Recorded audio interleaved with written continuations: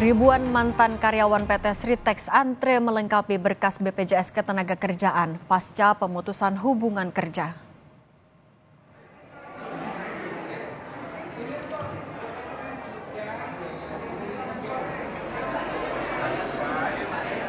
Pada hari pertama PT Sritex tutup di Sukoharjo, Jawa Tengah, mantan karyawan melengkapi berkas untuk pencairan dana BPJS Ketenagakerjaan. Namun soal waktu pasti pencairan dana, karyawan masih harus menunggu pemberitahuan lebih lanjut. Salah satu mantan karyawan, Supardi, menyebut dana BPJS Ketenagakerjaan akan digunakan untuk modal usaha dan tambahan mencukupi kebutuhan sambil mencari pekerjaan lain.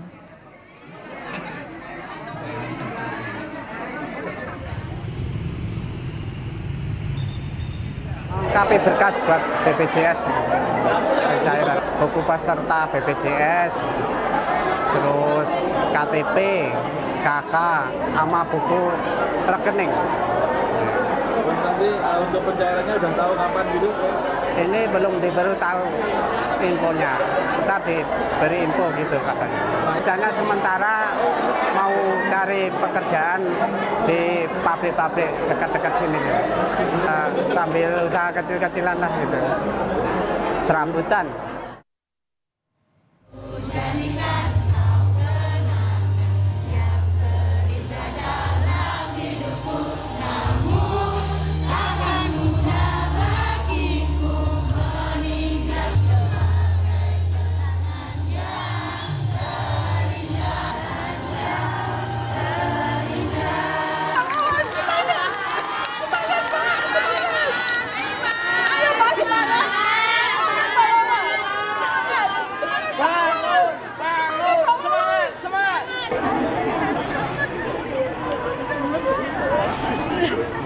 Direktur Utama PT Sritex, Iwan Kurniawan Lukminto, tak kuasa menahan air mata ketika berpamitan dengan ribuan karyawannya. Sambil bernyanyi bersama, Iwan mengucapkan terima kasih atas segala dedikasi karyawan yang telah membersamai Sritex selama 58 tahun berdiri dan berkarya. Dirut Sritex bilang sudah berkoordinasi dengan kurator dan menyebut kekurangan gaji karyawan dapat terselesaikan Jumat kemarin.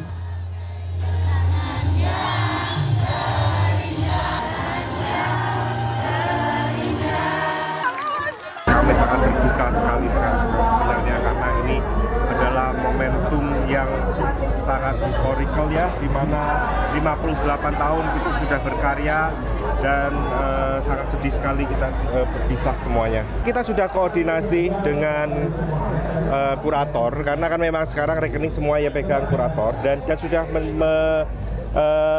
hari ini terbayar, cuman dari segi waktu aja ya, karena tadi di bank itu setelah Jumatan, jadi dari segi waktu aja.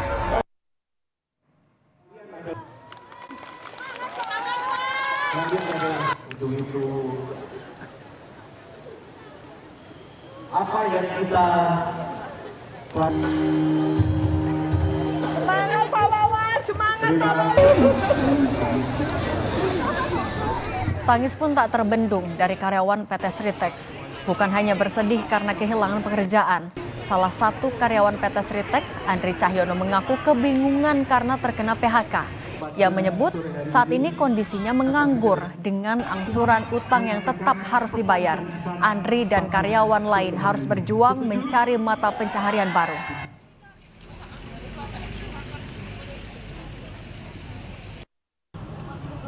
Saya juga terkena PHK kemarin, ini juga bingung, utang masih banyak. Ini kira-kira gimana, ada solusi apa enggak? Habis ini saya menganggur.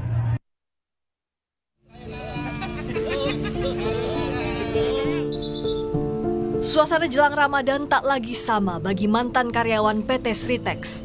Bagi ex-karyawan, lingkungan Sritex bukan hanya tempat bekerja, tapi juga bagian keluarga.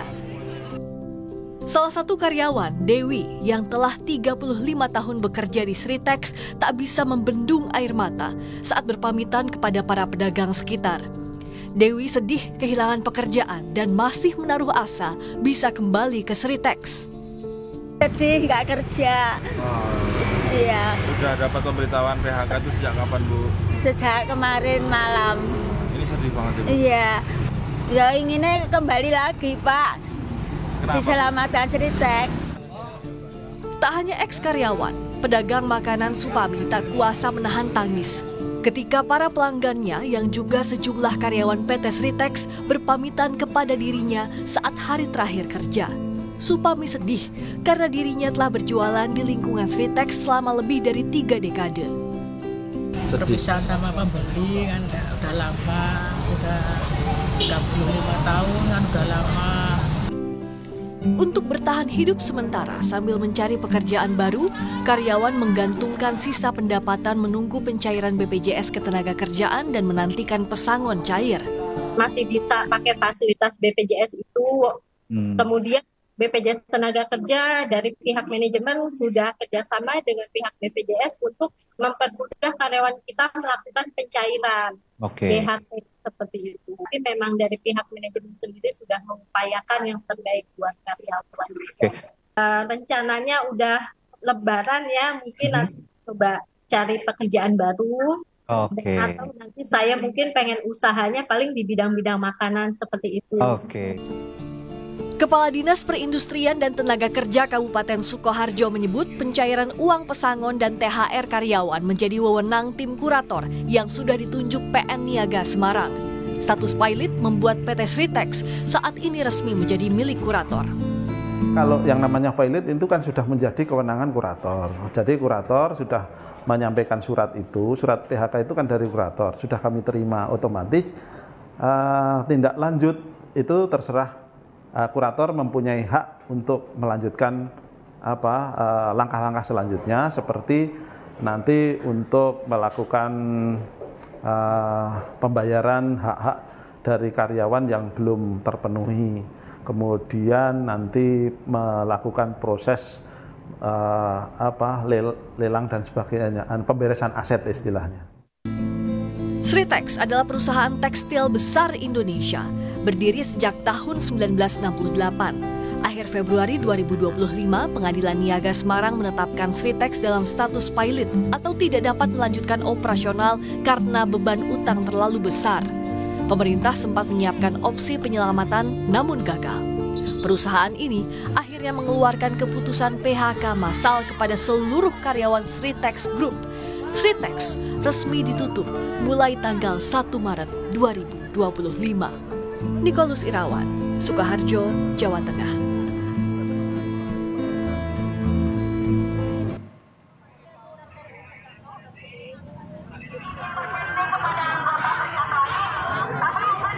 Tak hanya di Sritex, Saudara, PHK massal juga terjadi di Garut, Jawa Barat. Pasca pabrik bulu mata di Garut, Jawa Barat ditutup dan ribuan karyawannya di PHK, sejumlah mantan karyawan mendirikan tenda dan berjaga secara bergiliran untuk menuntut hak ribuan karyawan yang belum terpenuhi. Karyawan menyebut hingga saat ini belum ada kejelasan perihal gaji, tunjangan maupun BPJS Ketenagakerjaan yang menjadi hak karyawan. Setelah dinyatakan pilot, aktivitas di PT Danbi Internasional di Jalan Ahmad Yani Timur, Kecamatan Garut Kota, Kabupaten Garut, Jawa Barat ditutup pada 3 pekan lalu. Sebanyak 2.100 karyawan di PHK.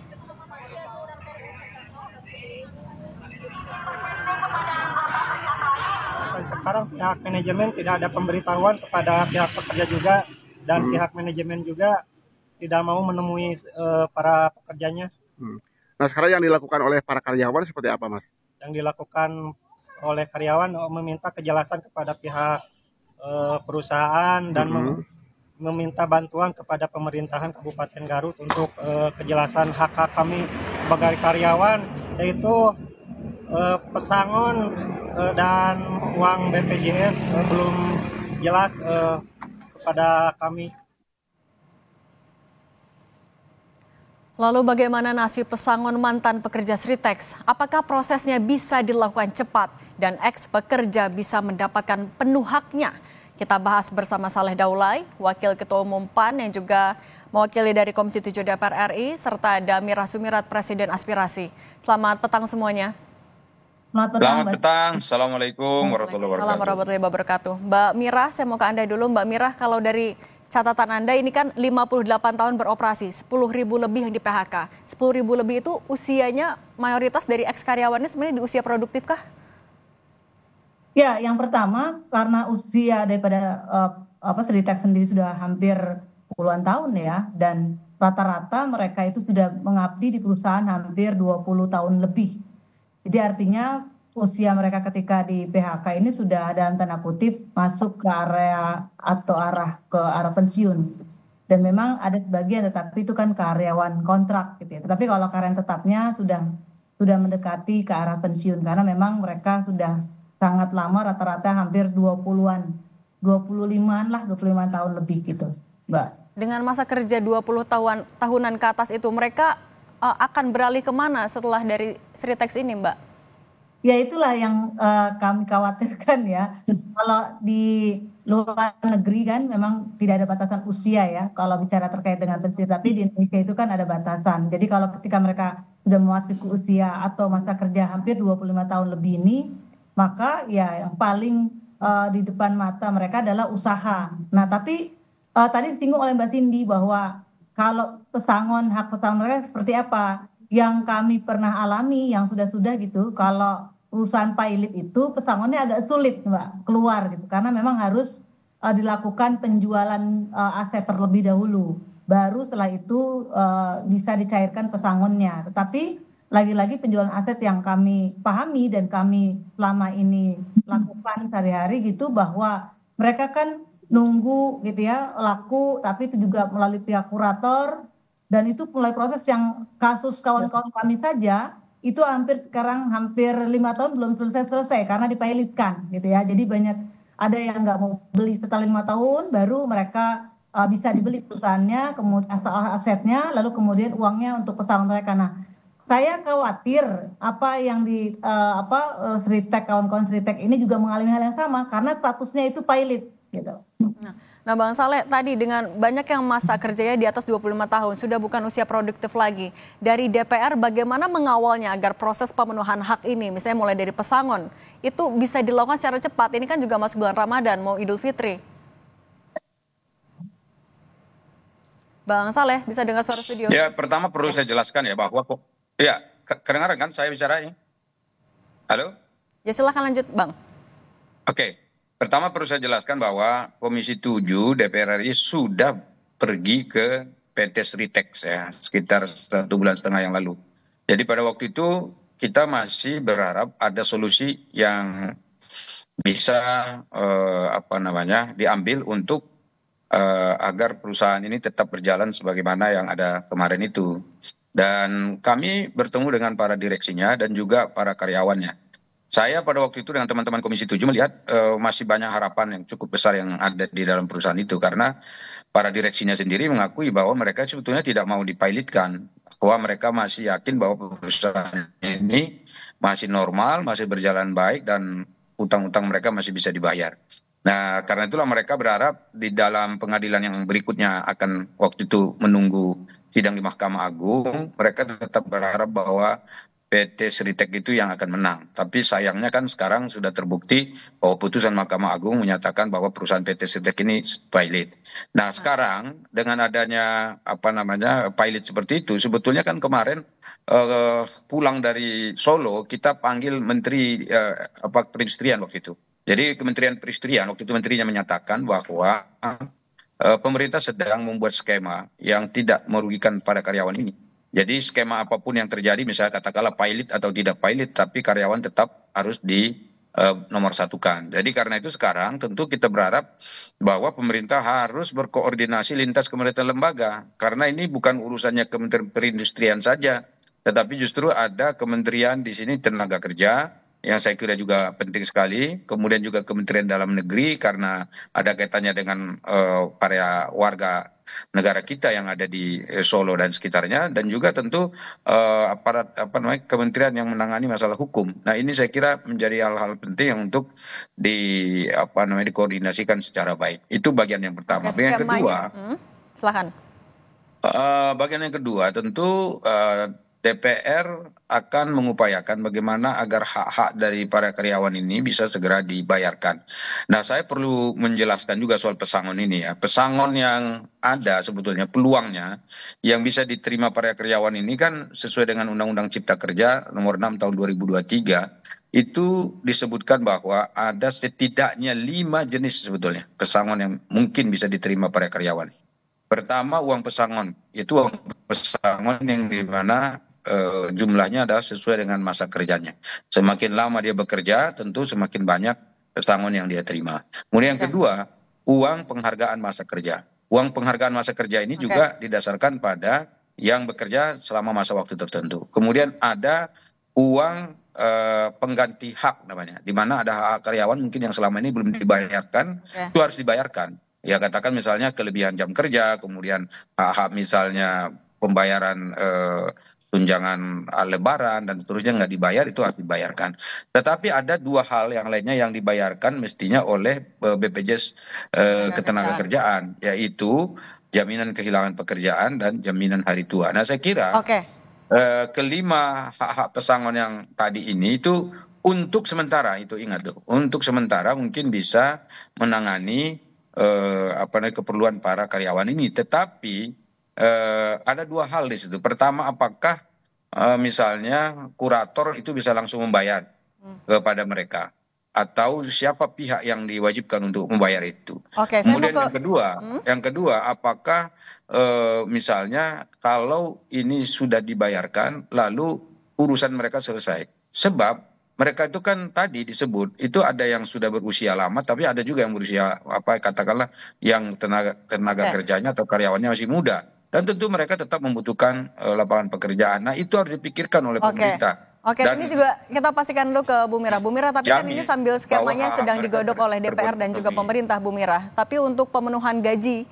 itu semuanya sudah terbayarkan? Ya, yang tadi saya sampaikan bahwa yang sudah-sudah nih yang pengalaman kami Mbak, dan sampai sekarang masih kami proses ya. Kalau perusahaan pilot itu akan waktu lama gitu loh. Jadi kalau misalnya perusahaan Sritek nggak bisa bayar utang, dipastikan ya pembayaran pesangon gaji juga pasti akan terkendala. Maka dari itu ketika pilot pasti akan lama. Karena saya pengalaman dan sekarang masih terus berproses kepada anggota kami. Udah hampir 5 tahun nih belum keluar pesangonnya, haknya. Padahal di dekat Jakarta Timur, dekat di Pasar Rebo gitu ya.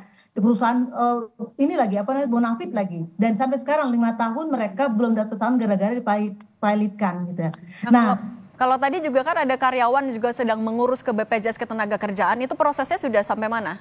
Ya, kalau di BPJS Ketenagakerjaan ya gampang lah, kan mereka kan memang haknya ya, misalnya jaminan hari tua, itu paling sebulan lah, 40 hari itu selesai. Lalu jaminan kehilangan pekerjaan, apalagi Pak Prabowo sudah menyampaikan 60% yang ada diperbarui itu ya, agak lebih baik daripada yang kemarin. Artinya itu mudah, dalam tanda kutip sebulan juga selesai. Tapi kan itu dalam tanda kutip dalam jumlah nominal yang mohon maaf saja gitu ya, tidak bisa membantu mereka dalam jangka panjang. Palingan di dalam waktu dekat saja gitu untuk ininya memenuhi kebutuhannya gitu Mbak. Kalau bicara tentang jaminan hari tua dan jaminan kehilangan pekerjaan, paling sebulan, minimal sebulan itu selesai. Tapi yang saya soroti adalah tadi pesangonnya nih, pasti dia akan mengalami proses yang begitu lama. Kecuali tadi kalau Pak Saleh sampaikan dalam tanda kutip ya akan memonitoring atau mendorong dipercepat ya, mungkin ada diskresi yang tersendiri atau berbeda gitu, mungkin bisa ya. Tetapi saya kok nggak yakin gitu, karena ini kan sudah putusan hukum. Biasanya kalau putusan hukum itu agak sulit bicaranya, apalagi pilot gitu. Karena saya sudah 3 kali nih kasus yang sama itu belum selesai gitu, dan padahal itu perusahaan yang cukup terkenal gitu Mbak Cindy. Nah Bang Saleh, itu bagaimana menjawab keraguan dari Bu Mira? Biasanya lama pengurusan pesangon, pengawasan dari DPR agar bisa cepat seperti apa pemenuhan haknya? Jadi sebetulnya kan ini tinggal bagaimana ada politika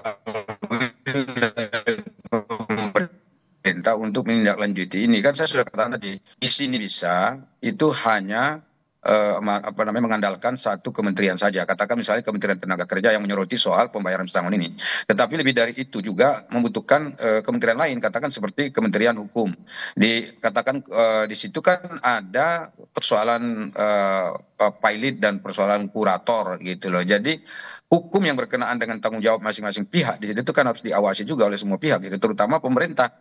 Pemerintah harus betul-betul apa istilahnya itu ya, mengawal persoalan ini dengan baik sehingga kuratornya memiliki tanggung jawab gitu. Karena kalau sudah pilot kan seluruh harta dan seluruh aset yang ada di situ itu kan bukan lagi milik PT Sritek itu, tetapi sudah berpindah menjadi milik dari para kurator. Nah karena itu kalau misalnya manajemen Sritek diminta untuk tanggung jawab ya nggak mungkin.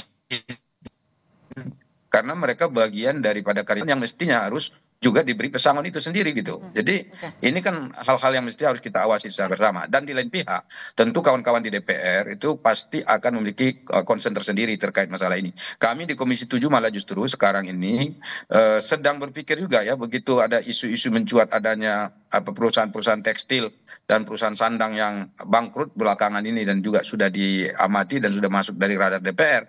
Kami malah sekarang sedang berpikir untuk memasukkan undang-undang tekstil dan undang-undang sandang untuk menjadi prioritas di DPR. Nah sekarang sudah masuk tuh undang-undang tekstil dan sandang di dalam prioritas nasional. Kita berharap mungkin dalam tahun-tahun awal ini kita sudah bisa membicarakan soal undang-undang tekstil dan sandang ini dalam konteks ini tadi melakukan perlindungan. Jadi kalau Bu Mira tadi nggak yakin misalnya ini bisa segera selesai.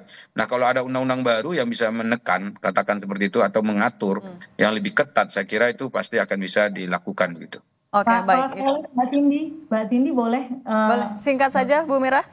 Ya, jadi Pak Saleh dalam kesempatan ini saya mohon dengan sangat, kalau ini kan kasus Sritek ini kan sudah lama ya Pak Saleh, jadi udah isunya sudah bergulir itu, cuma memang gongnya per 1 Maret 2025. Sebenarnya 1 atau 2 tahun yang lalu sudah ada isu-isu akan PHK, akan tutup segala macam gitu ya. Cuma saya memang pemerintah nggak mengantisipasi lebih cepat. Yang kedua, Bos Sritek itu sudah menyampaikan Pak Saleh bahwa dampak daripada peraturan Menteri Perdagangan nomor 8 tahun 2024 itu menyebabkan perusahaan tekstil, alas kaki gitu, sandang ini menjadi, mohon maaf aja, bangkrut gitu ya. Karena memang kan produk impor ini masuk dengan secara deras gitu, kemudian mereka tidak lagi bisa bersaing dalam sisi harga. Dan itu sudah disampaikan, bukan hanya Bos Sritek, tapi kawan-kawan kami yang ada di perusahaan tekstil juga sudah menyampaikan bahwa Peraturan Menteri Perdagangan nomor 8 tahun 2024 adalah salah satu penyebab bagaimana perusahaan alas kaki dan tekstil ini tutup gitu di Indonesia, Pak. Harapan kami dicabut gitu Peraturan Menteri Perdagangan. Oke, jadi itu sudah masuk di dalam radarnya DPR dan DPR sudah memperingatkan pada pemerintah dan perlu saya tegaskan juga soal Permendak nomor 8 itu kan baru keluar, baru beberapa bulan ya, akhir-akhir periode tahun 2024. Nah sebetulnya ini akumulasi dari segala hal, bukan hanya soal Permendak itu sendiri, tapi Permendaknya sudah akan direvisi oleh pemerintah dan kita akan ikut mengawal itu. Dan yang paling penting sebetulnya yang terutama itu adalah bagaimana menjaga seluruh ini pemerintah ya, bagian yang mengelola adanya pilot dan juga PHK ini bisa sama. Oke, baik. Ini yang sama-sama kan kita kawal juga ya. Sehingga kita lihat semuanya itu kan menangis itu masa bulan puasa dan menjelang Lebaran ini. Gitu. Oke, Bang Saleh sudah kami tangkap. Terima kasih Bang Saleh Daulay dari Komisi 7 DPR RI dan juga Bu Mira Sumirat, Presiden Aspirasi sudah berbagi di Kompas Petang. Sehat selalu.